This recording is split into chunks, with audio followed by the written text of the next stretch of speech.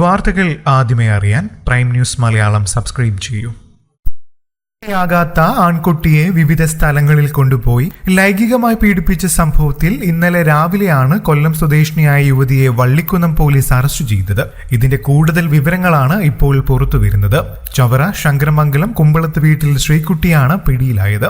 15 ദിവസത്തിലേറെയാണ് 19കാരിയായ ശ്രീകുട്ടി 16കാരനുമായി ലൈംഗിക വേഴ്ചയിൽ ഏർപ്പെട്ടത്. കേരളത്തിനകത്തും പുറത്തുമുള്ള നിരവധി സ്ഥലങ്ങളിൽ ഇതിനിടെ യുവതി കൗമാരക്കാരനുമൊത്തു താമസിച്ചു. കൗമാരക്കാരനെ പറഞ്ഞ് പ്രലോഭിപ്പിച്ചാണ് യുവതി ഒപ്പം കൂട്ടിയത്. ഈ മാസം 1-ാം തീയതി 16 വയസ്സുകാരനെ യുവതി വീട്ടിൽ നിന്നും വിളിച്ചുകൊണ്ട് പോവുകയായിരുന്നു. തുടർന്ന് മൈസൂരു, പാലക്കാട്, പഴനി, മലപ്പുറം തുടങ്ങിയ സ്ഥലങ്ങളിൽ താമസിപ്പിച്ച് ലൈംഗിക വേഴ്ചയിൽ ഏർപ്പെടുകയും ചെയ്തു. കഴിഞ്ഞ ദിവസം 16കാരനുമായി പത്തനംതിട്ട ബസ് സ്റ്റാൻഡിൽ എത്തിയപ്പോഴാണ് യുവതി പോലീസിന്റെ പിടിയിലായത്. ഭരണിക്കാവ് ഇലിപ്പക്കുളത്ത് മാതാപിതാക്കൾക്കൊപ്പം താമസിക്കുന്ന 16 വയസ്സുകാരനെയാണ് ശ്രീകുട്ടി പീഡിപ്പിച്ചത്. കഴിഞ്ഞ കുറച്ചു ദിവസങ്ങളായി ഈ വീട്ടിലായിരുന്നു ശ്രീകുട്ടിയും താമസിച്ചിരുന്നത്.